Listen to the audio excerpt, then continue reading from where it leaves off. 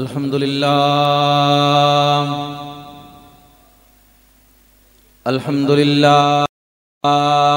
الذي أحسن تدبير الكائنات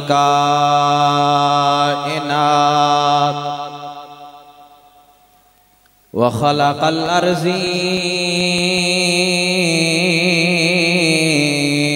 والسماوات وأنزل الماء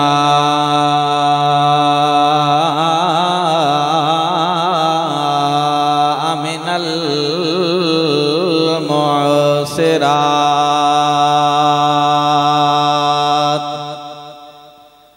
وقدر الأرزاق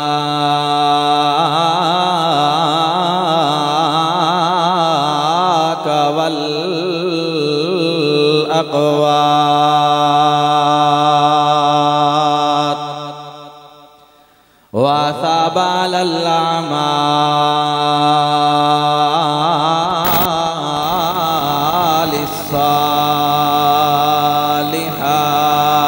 الصالحات وأنشأ الحب والنبات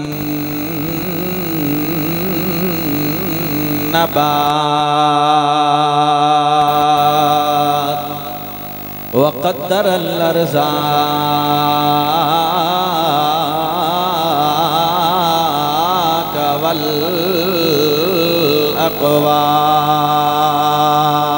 والأقوات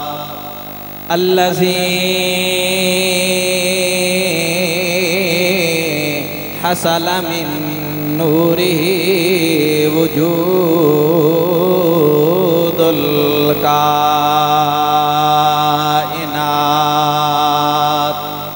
صلى الله تعالى عليه وعلى آله وأصحابه وأتباعه أجمعين خصوصاً على أبو بكر وعمر وعثمان وعلي رضوان الله تعالى عليهم أجمعين اللهم صل على سيد الجن والبشر وصل على قائد الأهد والبدر وصل على قائد الأهد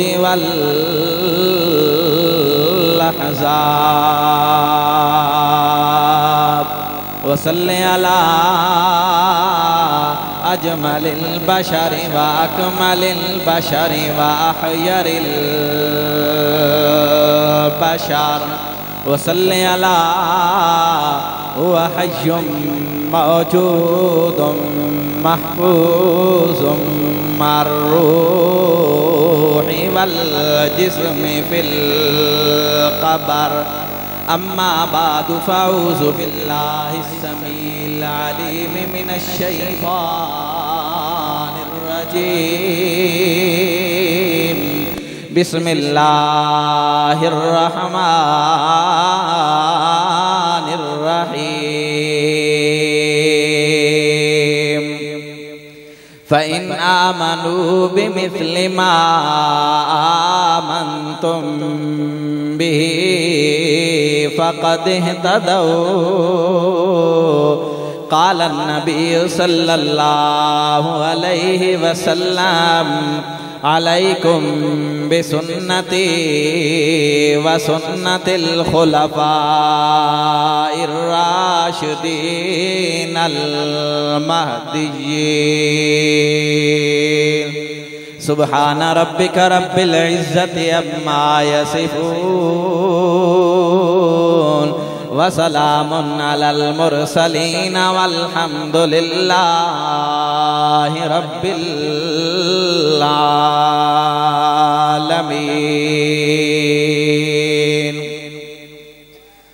بندہ پروردگارم امت احمد نبی،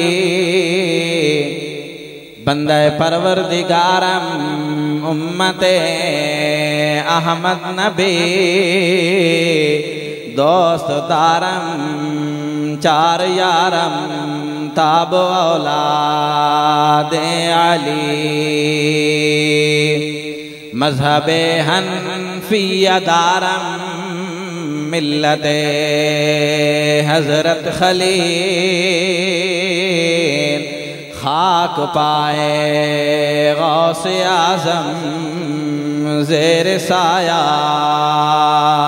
ہر ولی، ایمان ما بیطاعت خلفاء راشدین، اسلام ما محبت آل محمد، گلاب اور نہ چنبیلی کے پھول لائے ہیں، گلاب اور نہ چنبیلی کے پھول لائے ہیں، وہ خوشبوئیں جو خدا کے رسول لائے ہیں، جن کا ثانی تھا نہ ہے نہ ہوگا کبھی، جن کا ثانی تھا نہ ہے نہ ہوگا کبھی، ہمارے واسطے ایسے اصول لائے ہیں، وجود ان کا نہ ہوتا تو کچھ بھی نہیں ہوتا، وجود ان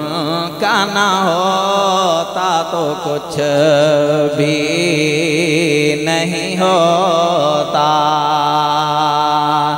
ارے وہ کائنات کا شان نزول لائے ہیں، اور جو دل میں آپ کی محبوبیت نہیں رکھتے، جو دل میں آپ کی محبوبیت نہیں رکھتے، ارے وہ زندگی ہی جہاں میں فضول لائے ہیں، اور نبی نے ان کو بھی اخلاق کے گلاب دیے، نبی نے ان کو بھی اخلاق کے گلاب دیے، جو ظلم اور جفا کے ببول لائے ہیں، اور طاہر ہونٹوں سے چومو آنکھوں میں لگاؤ، طاہر ہونٹوں سے چومو آنکھوں میں لگاؤ، مسافران مدینہ جو دھول لائے ہیں۔ برادران اہل سنت والجماعت، تحریک خدام اہل سنت والجماعت پاکستان کے زیر اہتمام یہ سالانہ عظیم الشان سنی کانفرنس پیر طریقت، رہبر شریعت، جانشین قائد اہل سنت، وکیل صحابہ و اہل بیت، حضرت مولانا پیر محمد قاضی ظہور الحسین صاحب ازہر دامت برکاتہ العالیہ کے زیر نگرانی اپنی سابقہ روایات کے مطابق منعقد ہے۔ دعا فرمائیں پروردگار عالم مجھے بھی قرآن و سنت کے مطابق حق سچ کہنے کی توفیق عطا فرمائیں۔ اس کائنات کے اندر دو جماعتیں ایسی ہیں کہ جن کا انتخاب خود پروردگار عالم رب ذوالجلال فرماتے ہیں۔ پہلی جماعت انبیاء کرام علیہم السلام کی جماعت ہے۔ خلاق عالم پروردگار عالم رب العالمین کا ارشاد ہے اللہ اعلم حیث یجعل رسالتا، کہ میں بہتر انداز میں جانتا ہوں کہ میں نے کس کے سر پہ نبوت کی پگڑی باندھنی ہے۔ میں بہتر انداز میں جانتا ہوں کہ میں نے کس کے سر پہ نبوت کا تاج سجانا ہے۔ تو پہلی جماعت انبیاء کرام علیہم السلام کی ہو گئی کہ جن کا انتخاب خود رب ذوالجلال فرماتے ہیں، اور دوسری جماعت میرے اور آپ کے محبوب پیغمبر امام الانبیاء سرکار دو عالم صلی اللہ علیہ وسلم نے کیا ارشاد فرمایا، ان اللہ اختار لی واختار لی اصحابی، کہ میرے لیے میرے صحابہ کا انتخاب خود رب ذوالجلال فرماتے ہیں۔ تو گویا یہ دونوں منصب اور دونوں جماعتیں جن کا انتخاب خود پروردگار عالم رب ذوالجلال کی ذات فرماتے ہیں۔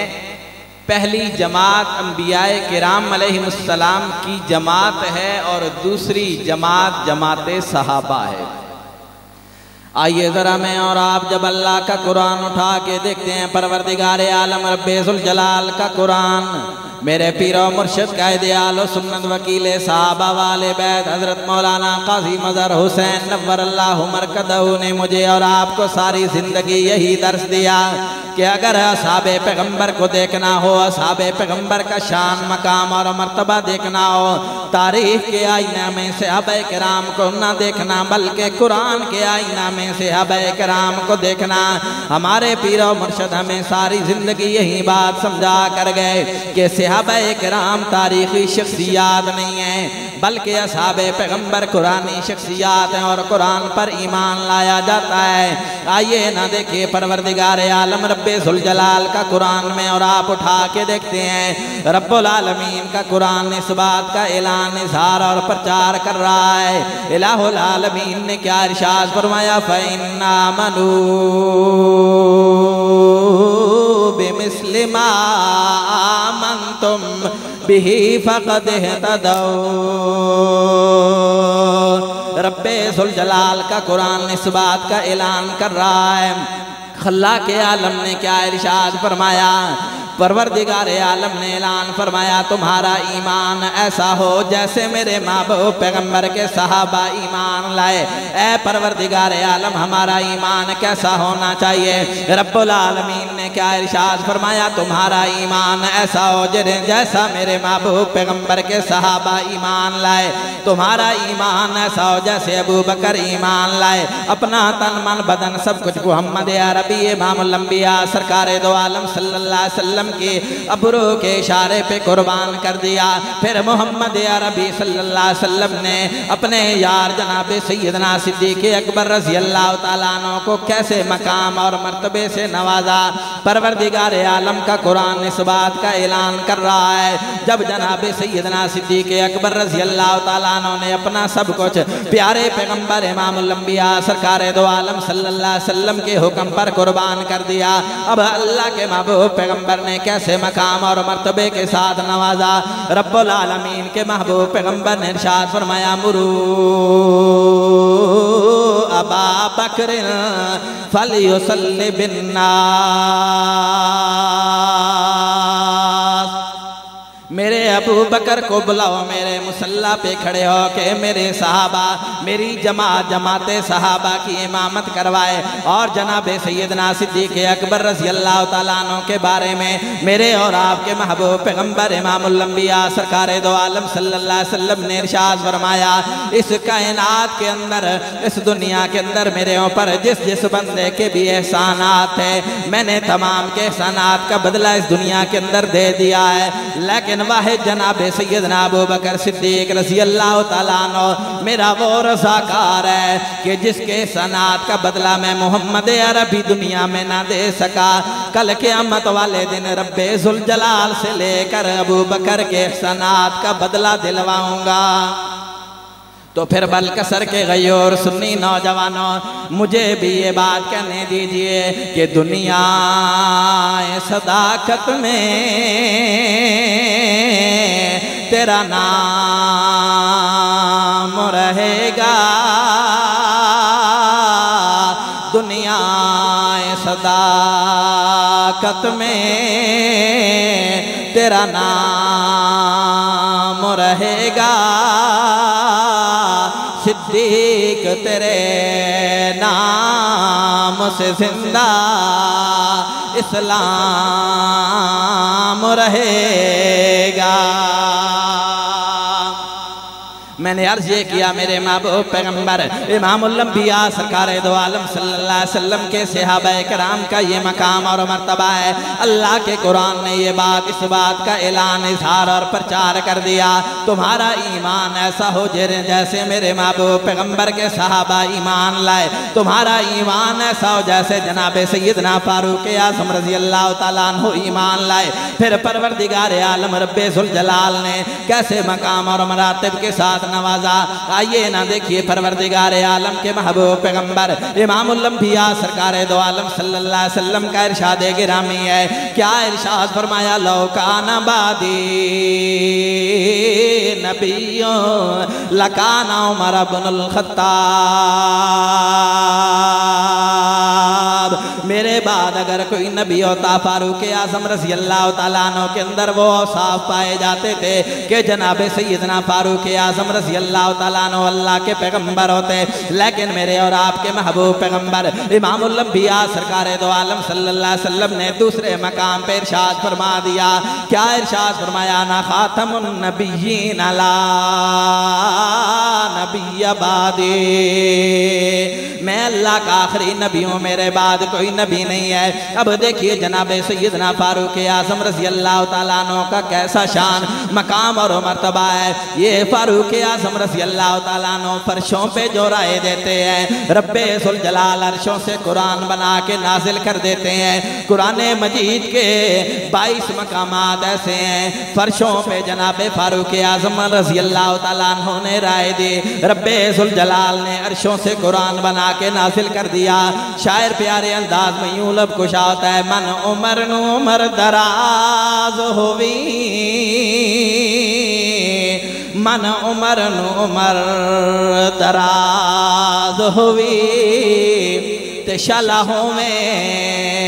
عمر دا دردی، اس عمر دے در تے لکھاں دی، او میں ویکھی عمر سمر دی، عمر دا شان حسین تو کچھ گھر عمر دے دی ہے دردی،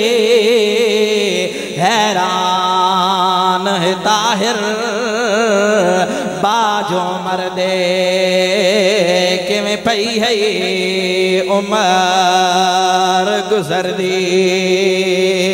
میں عرض یہ کر رہا تھا تم ایمان ایسے لاؤ جیسے میرے محبوب پیغمبر کے صحابہ ایمان لائے، کیسے تمہارا ایمان ہونا چاہیے جیسے میرے محبوب پیغمبر امام الانبیاء سرکار دو عالم صلی اللہ علیہ وسلم کے تیسرے یار جناب عثمان ابن عفان رضی اللہ تعالیٰ عنہ ایمان لائے، کیسے ایمان لائے، آئیے نہ دیکھیے جناب سیدنا ابو بکر صدیق رضی اللہ تعالیٰ عنہ کا دور خلافت ہے، اب جناب سیدنا صدیق اکبر رضی اللہ تعالیٰ عنہ کے پاس ایک دیہاتی نوجوان آ گیا، اپنی کوئی پریشانی لے کے سامنے آ گیا، اپنی کوئی ضروریات لے کے سامنے آ گیا۔ اب جناب سیدنا صدیق اکبر رضی اللہ تعالیٰ عنہ نے کہا، اے آنے والے نوجوان، اس وقت میرے پاس تجھے دینے کے لیے کچھ نہیں ہے، لیکن ایک بندہ میں تجھے بتلاتا ہوں، جاؤ وہ تمہاری ضروریات کو پورا کر دے گا۔ اب جناب سیدنا صدیق اکبر رضی اللہ تعالیٰ عنہ نے جناب عثمان بن عفان رضی اللہ تعالیٰ عنہ کے گھر کا پتہ دیا۔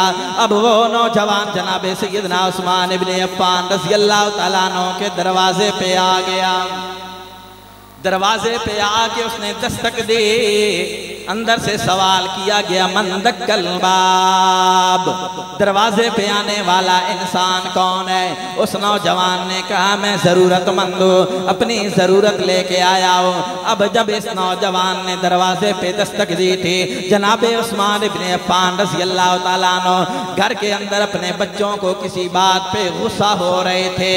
اور وہ بات کون سی تھی؟ جناب سیدنا عثمان بن عفان رضی اللہ تعالیٰ عنہ اپنے بچوں کو اس بات پہ ڈانٹ رہے تھے، تم نے اپنی ضروریات کو اس قدر بڑھا دیا ہے کہ دودھ کے اندر تم شہد ملا کے پیا کرتے ہو، تمہاری ضروریات اتنی بڑھ گئی ہیں۔ اب جو وہ نوجوان کہتا ہے، جو جناب صدیق اکبر رضی اللہ تعالیٰ عنہ نے میرے سامنے نقشہ کھینچا تھا، اس پورے نقشے پہ پانی پھر گیا۔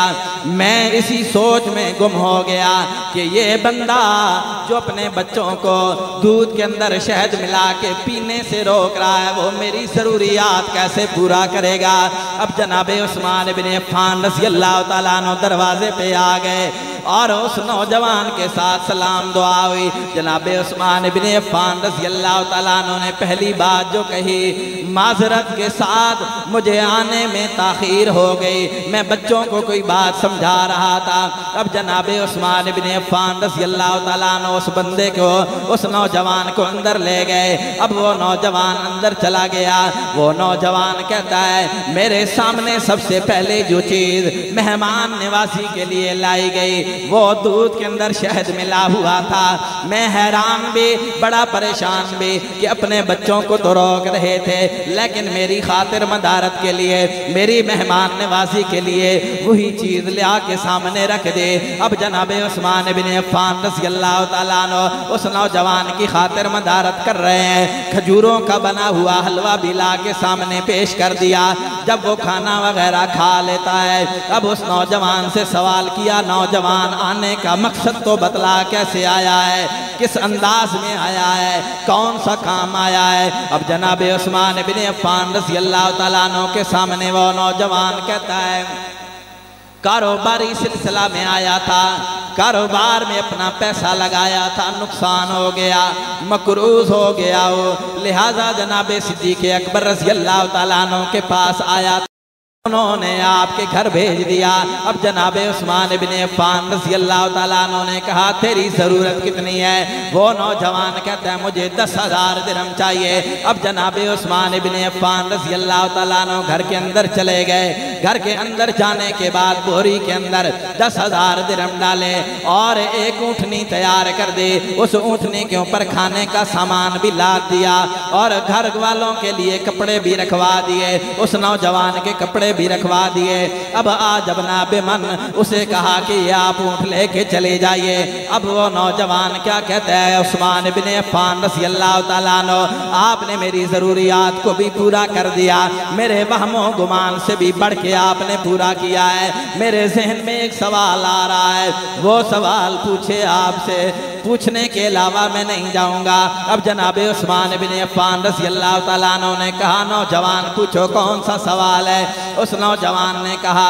میں نے آپ کے دروازے پہ دستک دی تھی، جب آپ کے دروازے پہ آیا، آپ اپنے بچوں کو اسی بات پہ غصہ ہو رہے تھے، دودھ کے اندر شہد ملا کے نہیں پینا، میری مہمان نوازی کے لیے آپ نے جو پہلی ڈش دی لیے پیش کی، میرے لیے جو آپ نے پہلے پانی پینے کے لیے بھیجا اور جو دودھ کے ساتھ آپ نے میری خاطر مدارت کی، دودھ کے اندر شہد ملا ہوا تھا، یہ بات میرے وہم و گمان میں نہیں آ رہی، میں اسی سوچ اور بچار میں گم ہوں۔ جناب عثمان بن عفان رضی اللہ تعالیٰ عنہ کی آنکھوں سے آنسو برسنا شروع ہو گئے۔ کہا اے نوجوان، میں اپنے بچوں کو یہ بات سمجھا رہا تھا کہ پروردگار عالم رب ذوالجلال نے جو مجھے رزق دیا ہے، جو مجھے پر رزق کی ریل پیل ہے، یہ اپنی عیاشیوں کے لیے نہیں بلکہ محمد عربی امام الانبیاء سرکار دو عالم صلی اللہ علیہ وسلم کی امتیوں کی خدمت کے لیے اللہ نے مجھے رزق عطا کیا ہے۔ تو پھر مجھے یہ بات کہنے دیجئے، شاعر نے بڑا پیارا انداز اختیار کیا۔ شاعر کیا لکھنے پہ مجبور ہوتا ہے کہ تمہیں لا کر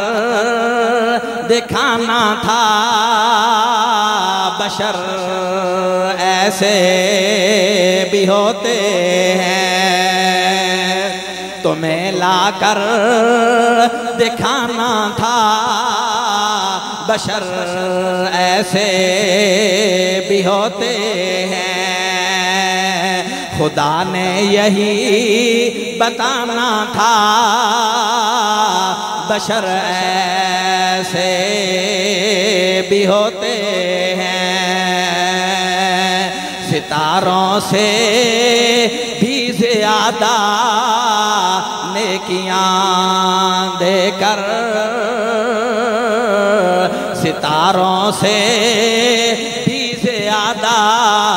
نیکیاں دے کر یہی باور کرانا تھا بشر ایسے بھی ہوتے ہیں۔ یہ میرے محبوب پیغمبر امام الانبیاء سرکار دو عالم صلی اللہ علیہ وسلم کے صحابہ ہیں، اور جناب عثمان بن عفان رضی اللہ تعالیٰ عنہ کو 1 2 3 مرتبہ نہیں، رب ذوالجلال کے محبوب پیغمبر کی زبان نبوت سے کم و بیش 11 مرتبہ اللہ کے محبوب پیغمبر نے ارشاد فرمایا، عثمان فی الجنہ، عثمان فی الجنہ، عثمان فی الجنہ۔ تو میں عرض یہ کر رہا تھا تمہارا ایمان ایسے ہونا چاہیے جیسے میرے محبوب پیغمبر کے صحابہ ایمان لائے، تمہارا ایمان ایسے ہونا چاہیے جیسے جناب سیدنا علی المرتضی شیر خدا رضی اللہ تعالیٰ عنہ ایمان لائے، تمہارا ایمان ایسے ہونا چاہیے جیسے میرے محبوب پیغمبر کے نواسے جناب حسن و حسین ایمان لائے، تمہارا ایمان ایسے ہونا چاہیے جیسے میرے محبوب پیغمبر امام الانبیاء سرکار دو عالم صلی اللہ علیہ وسلم کے ابو عبیدہ بن جراح ایمان لائے۔ کیسا ایمان لائے؟